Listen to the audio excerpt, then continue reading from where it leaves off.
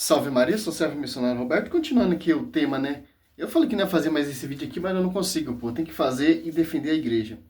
Olha só, a palavra purgatório não tem na Escritura. Por isso que os protestantes não acreditam na doutrina do purgatório, certo? E a palavra Santíssima Trindade também não tem. Mas é um dogma construído, formado e reconhecido pelo magistério, que demorou 4 concílios para se reconhecer essa doutrina da Santíssima Trindade. Então, 90% dos protestantes acreditam na Trindade, e mais não acreditam no purgatório. Olha só que interessante, ó. Demorou 4 concílios para finalizar esse dogma da Santíssima Trindade. Graças a quem? A igreja. Ó, Concílio de Nicéia 325, o Concílio ali em Constantinópolis 381, Calcedônia 451, Éfeso 431, demorou 4 concílios para definir de maneira firme o dogma da Santíssima Trindade. E, no entanto, a maioria dos protestantes aceita a Santíssima Trindade, certo? E outra mentira, invenções protestantes, doutrina protestante, etc. Olha só. Você pega aqui, ó.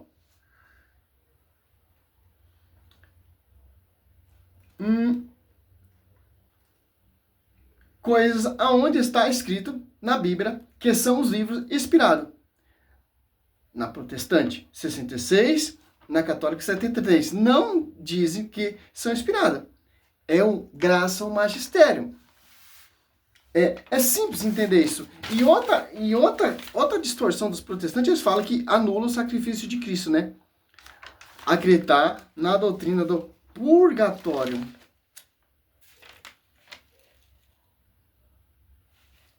E outra coisa que eles tentam negar também, ó. Essas doutrinas, ó. Eles falam que essa doutrina é da Idade Média.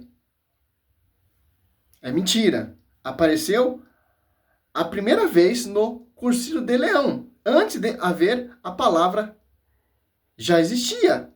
Aí fica o problema. Aí fica essas acusações de padres da TL, também os protestantes. Olha só que interessante, pô.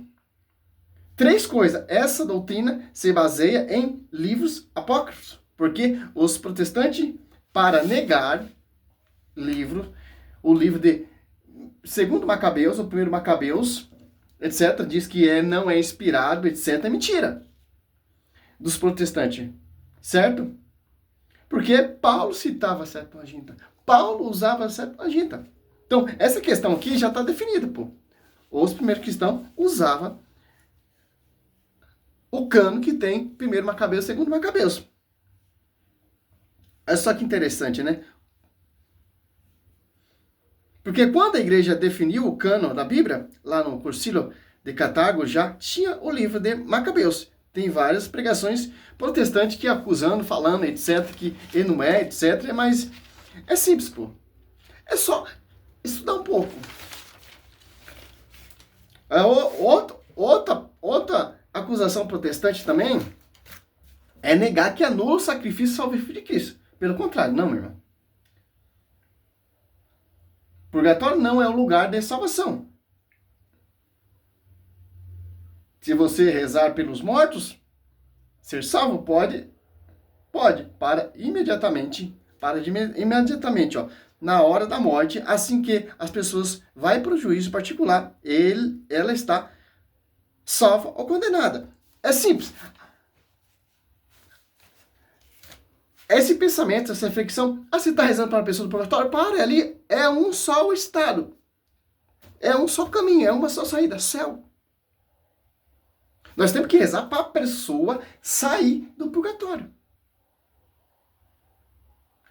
Você vai orar para uma pessoa que está no inferno? Não, já está condenada. Você vai orar para uma pessoa que está na glória? Não. Purgatório é um caminho só, glória. Eles já estão salvos ali. Mas tem que pagar alguma pena que não chegou a 100% santo. Mateus 5:8. Seja puro de coração, porque só os puros de coração verão a Deus, certo? Vamos continuar aqui. As distorções do Lucas Bonzoli. Tem um irmão protestante, meu irmão, vai procurar o que fazer. Pô, tô um pouco me lixando pra sua pregação, pro seu pensamento. Eu sou guiado pelo magistério, não sou guiado por esses doutores, certo? Se você pegar Lucas Bonzoli, ele fala uma coisa. Se você pegar um doutor Rodrigo Silva sobre esse tema, ele vai falar outra coisa. Se você pegar o reverendo Augusto Nicodemos, ele vai falar outra coisa. Simples, cada denominação acredita em uma coisa. Não, nós somos guiados pelo magistério. Certo?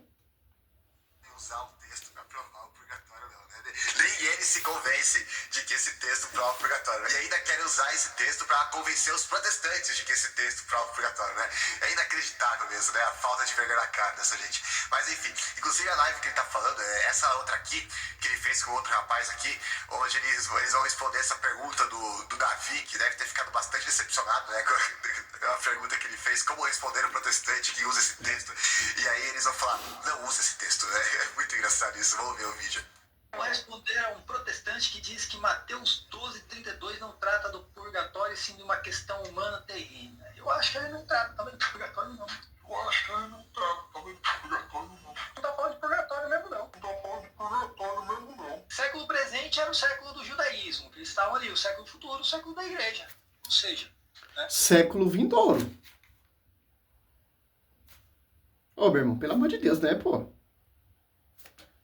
É alguns projetos que nós temos, né?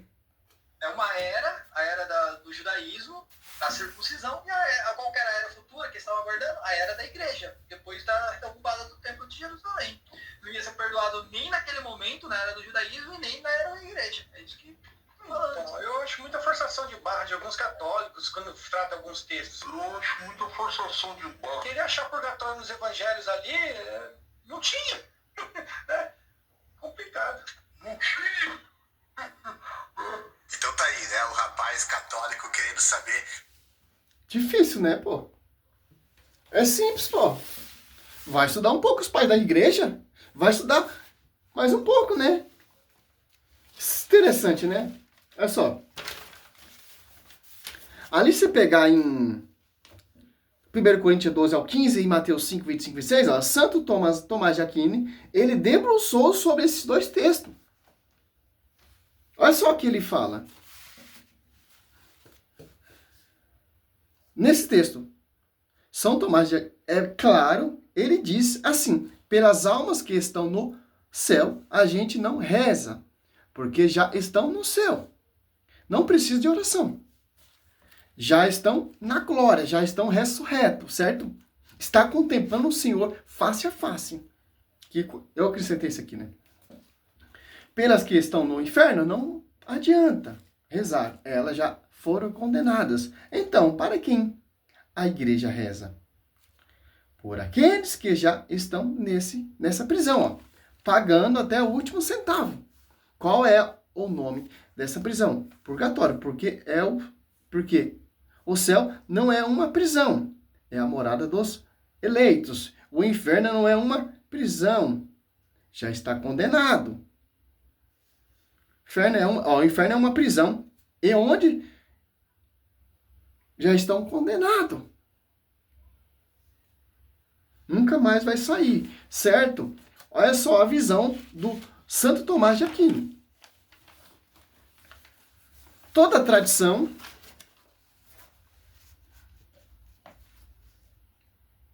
da igreja da igreja Tertuliano, ano 2020. Não, 220. Enxergou esse versículo como purgatório. Lá no século II, Tertuliano enxerga esse versículo, Mateus 5, 25 e 26, como o purgatório.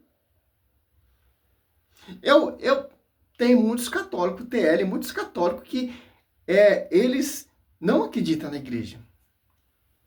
Simples, pô, porque não tem amor realmente pela igreja e principalmente pela escritura. E dá essas brechas para os protestantes. Simples, você vai debater com um católico um tema do purgatório, nós temos que falar a mesma linguagem, pô.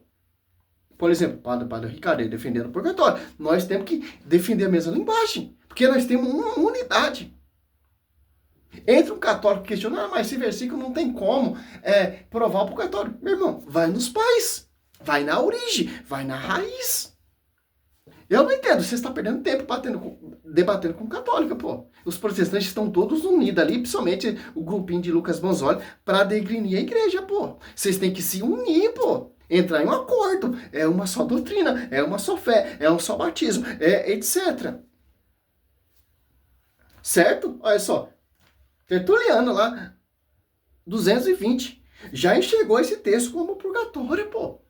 Mateus 5, 25 e 26. Outro texto explicação, São Gregório Magno, ano 593, naquele livro chamado Diálogo, que ele escreveu. De Mateus, 12, 31, 32. São Gregório Magno, nesse documento, Diálogo, ele coloca assim. Olha só, pô. Então nós temos que ter essa referência, pô. Ter a mesma visão dos pais apostólicos. Não uma visão desses católicos modernos que tem, infelizmente, tem esses padres, como você vê aí, são todos bilionários, ricos, enriqueceram através da palavra. Certo? Isso não possamos negar, como ver esses vários padres que não vou nem citar o nome desses caras. Certo, pô. Tem católicos também que não têm amor pela igreja. Eu já sou o contrário. Eu faço esse trabalho e não cobro nada, é de graça, pô. Eu faço por amor. E tanto que muitos católicos desprezam meus vídeos. Certo? É só, São Gregório Magno, lá, degustou sobre esse Mateus 12, 31, 32, ó. Olha só, nos seus documentos, nos seus escritos, ele escreve assim, ó. Baseado nesse texto, nós cremos que existe um fogo purificador para as faltas leves no mundo vindouro, visto que quem blasfema contra o Espírito Santo não é perdoado nem nesse, nem no outro, logo que tem faltas leves, pode ser purificado no mundo vindouro. São Gregório Magno. Esse texto, São Gregório Magno, foi escrito ano 593 da era cristã. Explica esse texto dizendo que poderia ter faltas purificadas no outro mundo. Estou citando isso aqui, ano 593, 100 anos antes da Reforma Protestante. Já tinha um Papa falando sobre isso, sobre o purgatório. É simples entender isso.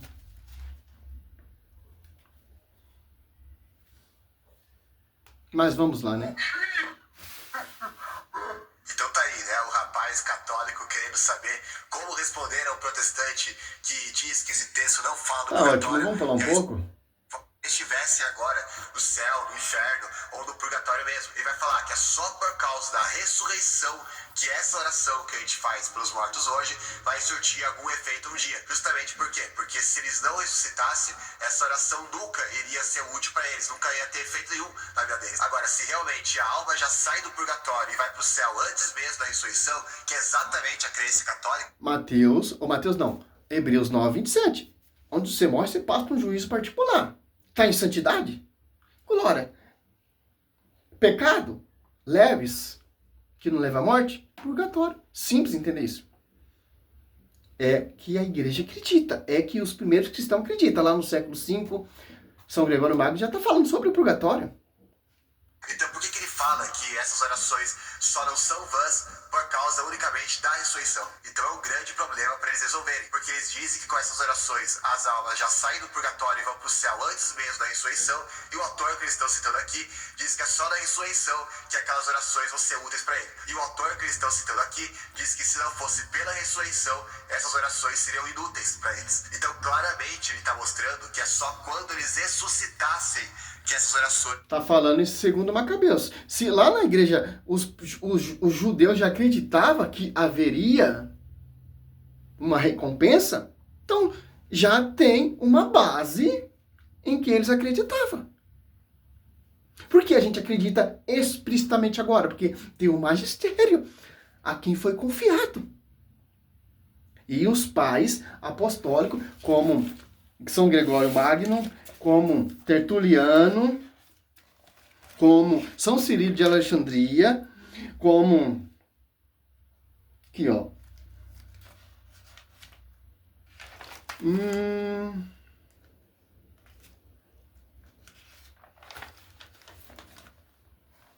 Vários textos bíblicos.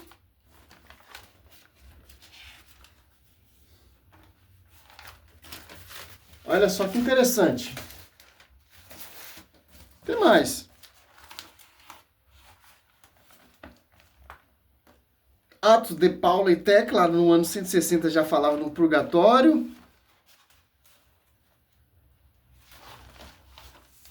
Orígenes de Alexandria, ano 185 a 232, falava da igreja primitiva do fogo purificador. Pode ser esse fogo não consome a criatura, mas aquilo que ela constitui. Madeira, cana ou palha é manifesto que o fogo destrói a madeira de nossas transgressões e algo nos devolve o prêmio de nossa grande obra. Orígenes de Alexandria falando do fogo purificador. Purgatório. Tertuliano de Cartas, ano 213. Fiel viúva ora pela alma de seu esposo e suplica por ele no segundo passou o interno, ó. Olha só, aqui, lá no ano 213, já tem uma esposa orando pelo seu esposo. Pelo aniversário de sua morte, ó.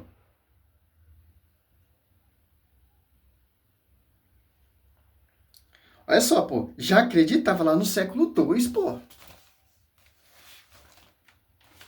João Crisóstomo, ano 402, ó, século IV. Sem razão, foi determinada mediante leis estabelecida pelos apóstolos e na celebração da saga dos sagrados e impressionantes mistérios se faz a memória dos que já passaram desta vida.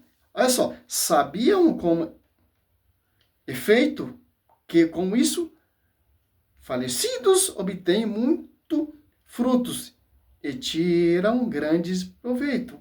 Santo Agostinho de Hipone, ano 411, sermão 151,1. A isso se deve o uso eclesiástico conhecido pelos fiéis. E ainda tem católico que nega isso, pô.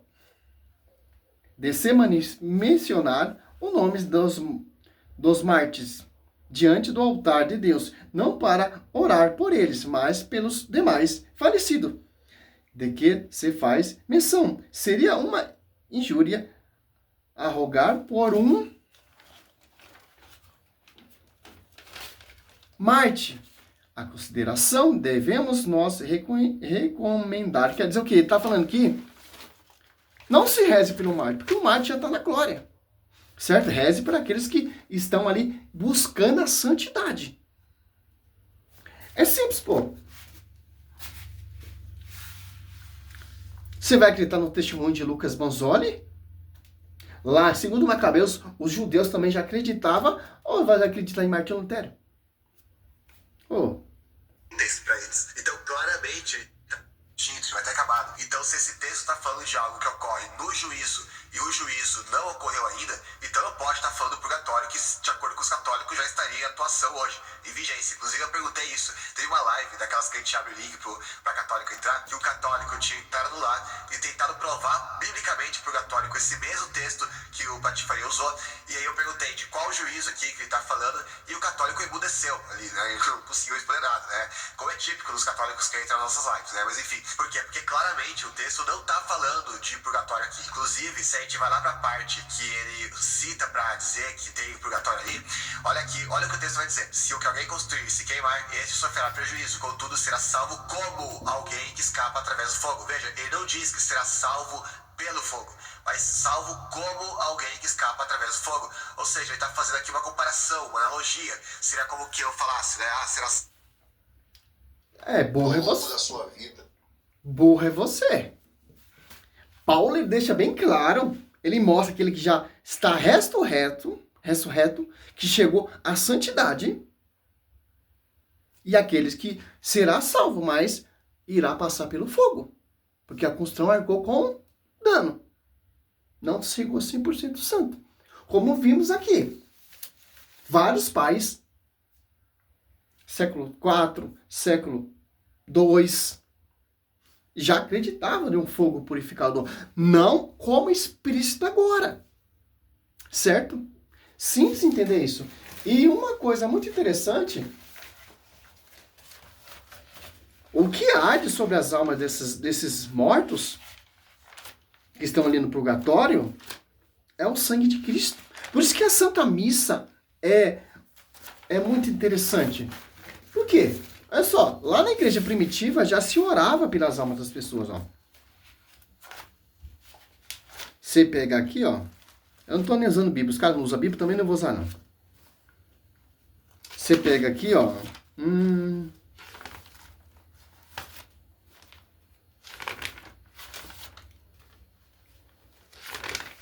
dos meus estudos, aqui, ó.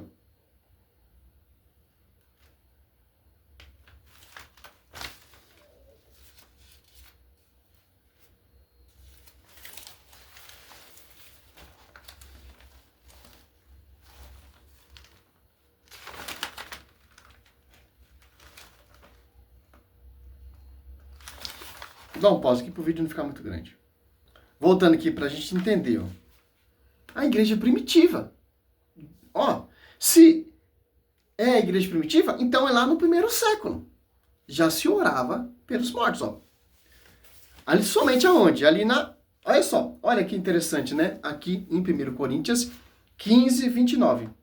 Diz assim, se não fosse assim, que proveito teria aqueles que se esgotam pelos mortos. Seus mortos não ressuscitam, porque se esgotam por ele.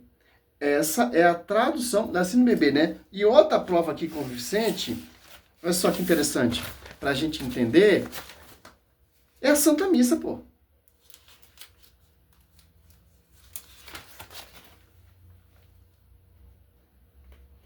Hoje em Cristo existe a oração pelos mortos. Já era comum no Velho Testamento. Só que, para que sejam purificados os que arde sobre as almas desses mortos, é o sangue de Cristo.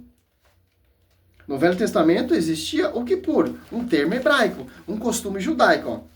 Está lá em Levítico 4:5. O Kippur era um ato sacrificial para a expiação de pecados. Ora, era realizado pelos pecados dos vivos. O Kippur era um ato de expiação pelos pecados, certo? Olha só, em 2 Macabeus 12, 43, 44, os caras dizem que não é inspirado, é sim inspirado. E Paulo usava a Septuaginta, que tem esse texto, certo? Ó, você faz esse mesmo esse mesmo Kippur, esse ato de expiação, só que pelos pecados dos mortos, que tinham morrido na guerra. Uma das táticas é acusar que o livro de Macabeus é um livro apócrifo, que não são de Deus, certo? Só Jesus Cristo discorda. Não concorda. Jesus Cristo citava o livro de Macabeus. São Paulo citava o livro de Macabeus. Em 1 Macabeus 5, 23, protestante. Abre sua Bíblia aí, tá? Pode abrir a João Ferreira Almeida, toda adulterada, toda amputada. Certo? Cita 2 Macabeus 15, 39. O autor de Hebreus 11, 35 cita 2 Macabeus 7. Por quê? Porque Paulo usava esse cano. Certo? Então, esse autor de ato de expiação pelos mortos, ato de oração, foi comum tanto na igreja primitiva como é comum até hoje. Certo, meu querido? Era comum no Antigo Testamento.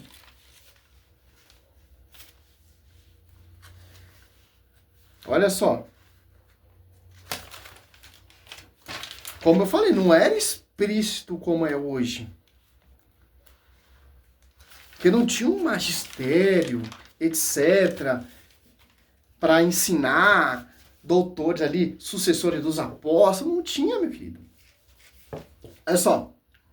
Para finalizar aqui, com chave de ouro, para encerrar toda como posso falar? Essa prostituição, essas distorções protestantes. Ó, interessante, ó. Você for numa missa, antes da missa, vão dizer o nome dos mortos. Foram a invenção da igreja? Não. Desde a igreja primitiva, lá em 1 Coríntios 11:30, ó. Quando Paulo está falando da ceia eucarística, ele diz: e há entre vós muitos enfermos e muitos mortos.